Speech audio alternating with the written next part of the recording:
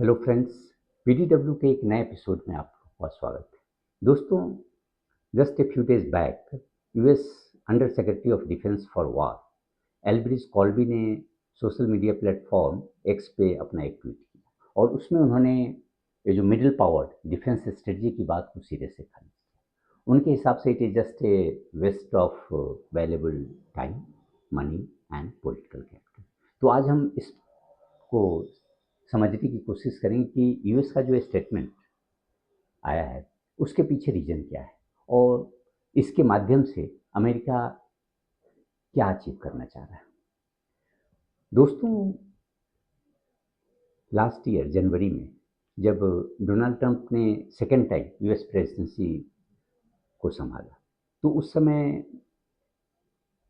ये उम्मीद की जा रही थी कि यूएस की फॉरेन पॉलिसी मोर और less it will be like the first term. उसमें जो उनके जो फॉरेन पॉलिसी प्रायोरिटीज थी that will continue. There may be changes in on the economic front, but on strategic front it won't be, or it will be just amplification of the first term priorities। लेकिन अगर आप देखें कि over a period of time स्थिति बिल्कुल change हो गई। Trump ने अपने जो फॉरेन पॉलिसी में बहुत सारे बदलाव किए। सबसे पहली बात कि जो फर्स्ट टर्म में यूएस का जो कमिटमेंट इंडो पैसिफिक स्ट्रेटजी की तरफ था, क्योंकि उस समय ये कहा जा रहा था कि भाई ये Indo Pacific will determine the 21st century और उसमें इंडिया का बड़ा ही एक मेजर रोल होगा, क्योंकि India is the only country which has the size and the resources to emerge as counterbalance to China, because now China is the principal challenger to US. तो ये कह लें कि जो मेजर स्ट्रेटेजिक प्रायोरिटी थी और जो first term में ट्रंप एडमिनिस्ट्रेशन की जो एक्शंस थे, पॉलिसी एक्शंस, वो भी इसी तरफ थे। लेकिन अब है कि भाई US has already more or less withdrawn from Indo-Pacific and went on to have a kind of cooperative relation with China, not adversarial, क्योंकि इंडो पैसिफिक का एक गोल ही था और ये स्ट्रेटजी जो इंडो पैसिफिक फ्रेमवर्क को एडप्ट किया गया उसका पर्पस ही था कि चाइना को कंटेन करना और चाइना का जो असर्टिव बिहेवियर है बेसिकली उसको काउंटर करना। लेकिन अब यूएस की पॉलिसी में चेंज आ गया। It has almost dumped Indo Pacific strategy. अगर आप देखें कि इंडो पैसिफिक में Quad that was the major मैंने vehicle to mobilise like minded countries in this region, लेकिन क्वाड की मीटिंग ही नहीं अभी तक हुई है। जो समिट लेवल की मीटिंग ट्रंप के फर्स्ट टर्म में स्टार्ट हुई लास्ट ईयर हुआ ही नहीं। इवन इस साल भी उसकी कोई अभी तक उम्मीद नहीं की जा रही है। देर में भी foreign ministers level meeting, not summit level meeting. तो एक तो हो गया कि यहाँ के जो इंडो पैसिफिक रीजन में जो भी कंट्रीज हैं they have you know taken Q from US और now they are cooperating among themselves। उसी तरह अगर आप देखें कि और इसमें केवल वही वो कंट्री नहीं है जो यूएस के ऊपर डिपेंडेंट नहीं, इवन यूएस के जो treaty allies like Japan, south Korea, Australia, सारे हैं इसमें से। और उसका सबसे बड़ा रीजन है कि now not only US has put Indo Pacific strategy on the back burner, even it has you know abandon its or it has threatened to abandon legacy commitments जो एक सिक्योरिटी गारंटर के तौर पर US होता था अपने allies के, चाहे साउथ कोरिया हो या जापान हो या ऑस्ट्रेलिया हो, इस इंडो पैसिफिक रीजन में अब वो उसकी कोई गारंटी नहीं है। So these country had they have become vulnerable और इसीलिए ये सारे जो मिडिल पावर हैं सो कॉल्ड, क्योंकि अगर ग्लोबल पावर के तौर पर तो now US is it is having bipolar world. वो अब समझ रहे हैं कि भाई G2 और जिसकी चर्चा ट्रंप बार बार करते हैं, तो China and US they are the two poles. और उसके बाद जो अदर कंट्रीज हैं जो मिडिल लेवल के, चाहे वो जापान हो या साउथ कोरिया हो, इंडिया हो, ऑस्ट्रेलिया हो, ये सारे आपस में अब खुद एक्टिव हो गए। तो इस एक्टिविज्म के कारण ये, और इसी के रिएक्शन में एक हालांकि ये ट्रंप के ऑफिशियल्स का स्टेटमेंट है। और उनके हिसाब से अगर देखें कि ये जो लॉजिक दे रहे हैं कि ये जो मिडिल पावर का अलाइनमेंट है, that is waste of time and resources, उसके पीछे रीजन जो उनका है कि भाई there is no coherent basis for this alignment. लेकिन वो इस बात को भूल जाते हैं कि ये कोहेरेंट बेसिस कैसे नहीं। अगर आप देखें कि भाई एक तरफ तो था कि पहले US was the guarantor, it was providing security guarantee to all these partners and allies. Now that security guarantee is no more, definite. US may change it, or even nobody is sure that in case of any conflict with China or other, US will intervene. तो ये तो जो security umbrella था, जो सबसे बड़ा in fact US के जो mobilization of like minded countries में वो सबसे बड़ा ग्लू था। लेकिन now that glue is gone. तो हर कंट्री को अब चिंता है कि भैया हम अपना इंटरेस्ट को कैसे प्रोटेक्ट करें, we can not depend upon US. तो ये नहीं है कि ये जो मिडिल पावर का अलाइनमेंट है वो उसका कोई बेसिस ये शेयर्ड ज्योग्राफी है या ये कह लें कि कोई पॉलिटिकल या इकोनॉमिक रोल मॉडल है। क्योंकि इसमें अगर देख लें इंडिया है, इंडो पैसिफिक में तो है ही, लेकिन इवन ब्राज़ील या European countries, they are also on the same page. यदि आपको याद हो तो वर्ल्ड इकोनॉमिक फोरम में Canadian prime minister Mark Carney का स्टेटमेंट बड़ा ही पॉपुलर हुआ। उन्होंने कहा कि भाई the middle power must act together, because if we are not at the table, we will be on menu. और इसीलिए सारे जो मिडिल पावर है, they are protecting their interests. They do not want to be the collateral damage in this great power competition. तो ये सारे middle power के पास तो है, ऐसा तो है नहीं कि हाँ उसके पास एक रैशनल नहीं है for coming together. In fact they have an existential threat to come together. तो एक तो है ही सबका अपना जो सॉवरेंटी है या स्ट्रेटजिक ऑटोनॉमी है उसको प्रोटेक्ट करना है। दूसरी तरफ आप देखें कि यूएस का कहना है कि भाई एक फ्री वर्ल्ड में, यानी जो भी लिबरल डेमोक्रेसीज है, इसमें कोई भी अलायंस यूएस के जो मिलिट्री टेक्नोलॉजी है उसको उसकी बराबरी नहीं कर सकता। ठीक है, यूएस के पास मोस्ट एडवांस्ड डिफेंस टेक्नोलॉजी है, लेकिन वो साथ में ये भी कहता है कि access to American technology is just a privilege, not a right. तो भाई यदि अगर ये प्रिविलेज है तो इसका मतलब है कि it can be revoked at any time. It is just at the whim of the current administration. जब ट्रंप चाहे कि भाई नहीं, we are not going to give our technology to any country, whether it is European partner या Indo Pacific countries, किसी को हम नहीं देना चाहे, तो दूसरा कोई कुछ कर नहीं सकता। तो फिर आपकी ये जो एडवांस टेक्नोलॉजी होने से दूसरे को क्या फायदा होगा, क्योंकि they are not sure of getting American technology at any time. यदि दोनों के रिलेशन में थोड़ा भी ये अगर स्ट्रेन आया तो दे कैन ब्लैकमेल यूएस, कभी भी ये कर सकता है। तो इसीलिए अमेरिका के जो एलाइज हैं या पार्टनर्स हैं like India, they have become aware of this fact that American technology is no doubt advanced, very advanced, but you cannot rely on that technology. It has become, a major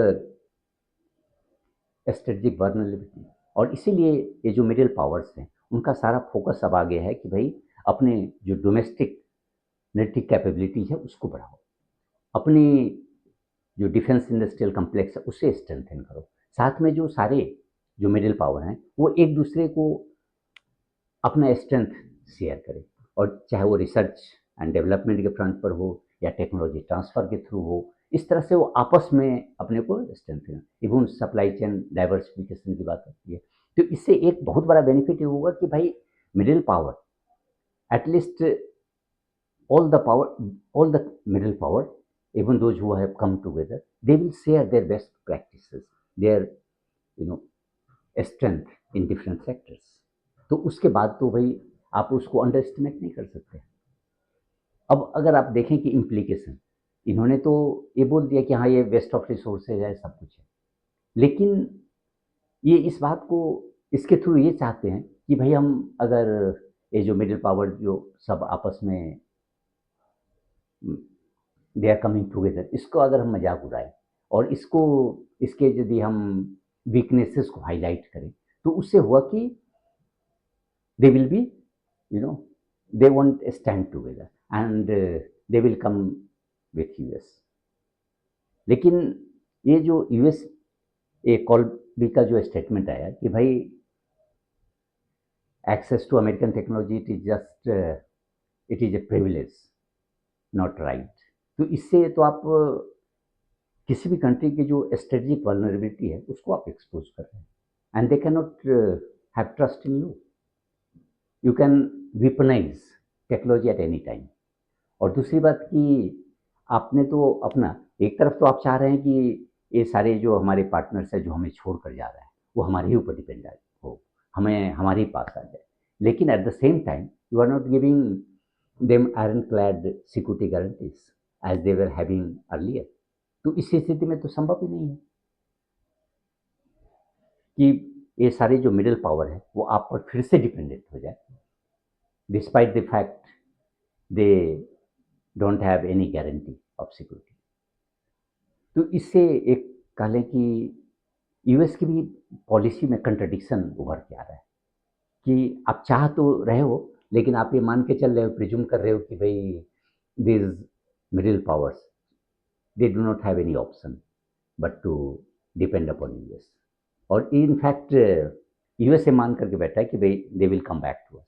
लेकिन इससे और इस statement में जो contradictory message है उसके कारण in fact they have accelerated the process of decoupling from US. इसलिए अगर आप हाल में देखें कि 2025 में यूरोप की जो मिलिट्री स्पेंडिंग है वो 14% बढ़ी है, लेकिन यूरोप का जो यूएस से डिफेंस प्रोक्योरमेंट है that has gone down by 50%। तो इससे एकदम क्लियर है कि भाई सारी countries now they are diversifying the relations to strengthen और even to carve out roles or independent roles at the global stage. They do not want to be, to be in the crossfire between China and Russia. They want to secure their interests and अगर इसी context में आप देखें कि अभी हाल के दिनों में जो इंडो पैसिफिक जो भी मिडिल पावर्स हैं, the way they have shown their diplomatic activism, it seems that America is rattled by them also। अगर आप देखें कि अप्रैल 19 को साउथ कोरियन प्रेसिडेंट ली वो इंडिया विजिट किए, और उस समय इंडिया एंड साउथ कोरिया दोनों ही के बीच शिप बिल्डिंग और सेमीकंडक्टर, इसके अलावा और बहुत सारे इकोनॉमिक जो क्रिटिकल सेक्टर्स हैं उसमें कॉपरेशन को बढ़ाने की बात हुई। उसके बाद आप देखें कि जून में प्राइम मिनिस्टर की विजिट सेशल्स होती है, वहाँ फिर मैरीटाइम कॉपरेशन पर काफ़ी जोर था। इंडिया ने बहुत सारे जो डिफेंस इक्विपमेंट हैं वो भी उसे गिफ्ट किया। फिर जुलाई में जापानीज प्राइम मिनिस्टर सनेई ताकेची की विजिट यूएस होती है, ये इंडिया होती है, और उसमें for the first time the two countries have opted for joint development of naval systems। अभी तक दोनों के बीच डिफेंस कॉपरेशन पर बात होती थी लेकिन कोई कंक्रीट डेवलपमेंट नहीं हो पाता, लेकिन now they have agree for the co development of unicorn antenna, और this will pave the way for other co development projects. इसके बाद दोनों ही देशों ने अपने जो इंडो पैसिफिक, जैसे जापान का है free and open Indo Pacific, India का है कि इंडो पैसिफिक ओशन इनिशिएटिव, इसके बीच अलाइनमेंट पर भी चर्चा हुई।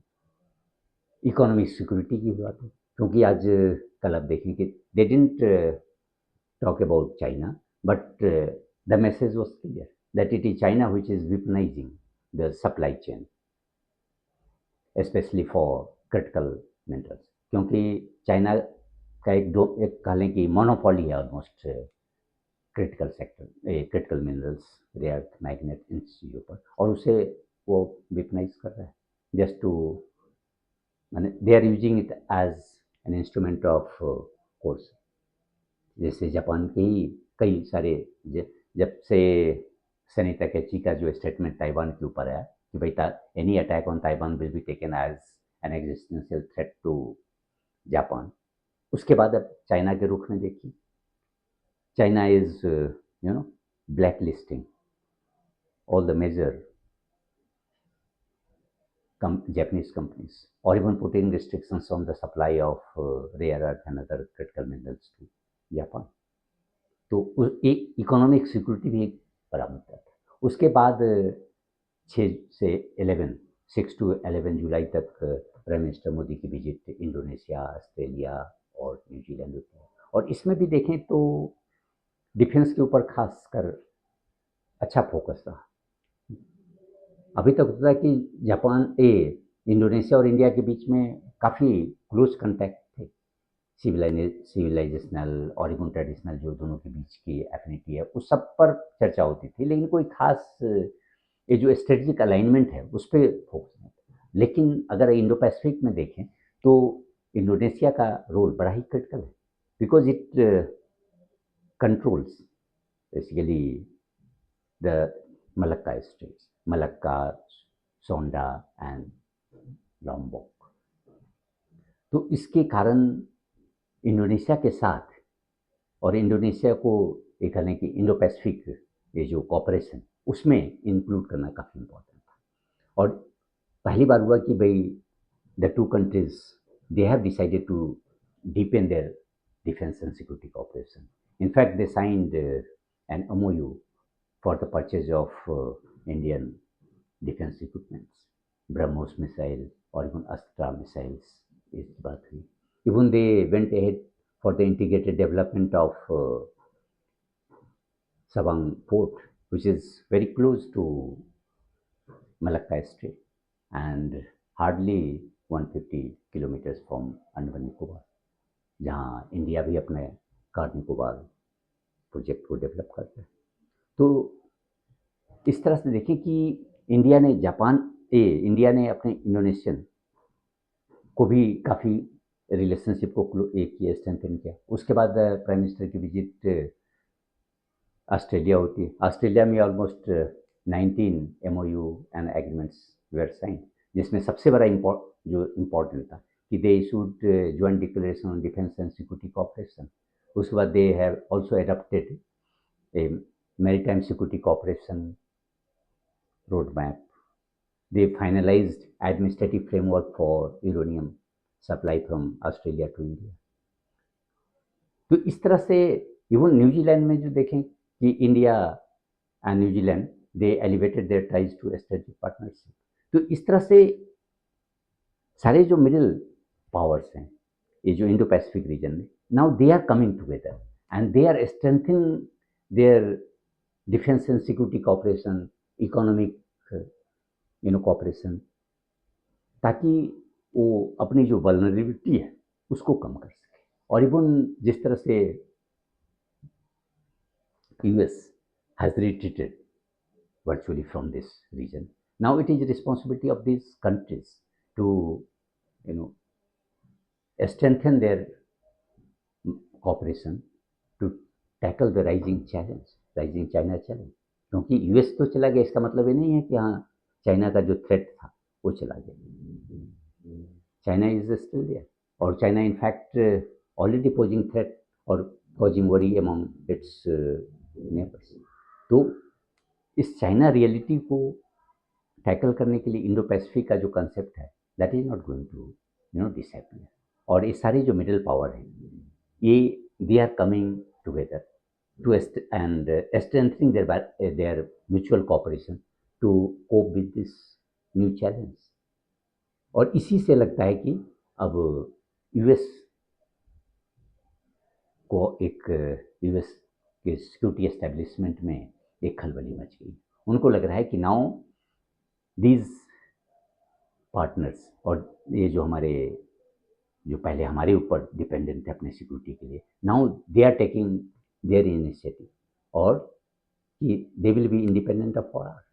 ऐसा नहीं होगा कि हाँ पहले जिस तरह से वो यूएस के ऊपर डिपेंडेंट थे तो यूएस के जो डिक्टेट्स थे उसको फॉलो करते, now they are independent, they won't follow US instructions blindly, they have their own approach, they are already they don't depend upon US security like before.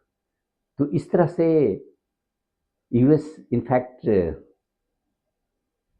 ये सारे जो मिडिल पावर है उसको कंपेल कर रहे हैं टू कम टुगेदर, लेकिन US की जो ऑब्जेक्टिव है वो इंटायरली डिफरेंट है। They want them to come to them, उनके पास है ये, उनके ऑब्जेक्टिव ये है और इसीलिए वो मिडिल पावर के जो डिफेंस स्ट्रेटजी को का माखौल उड़ा रहे हैं कि नहीं इससे तो कुछ होने को नहीं।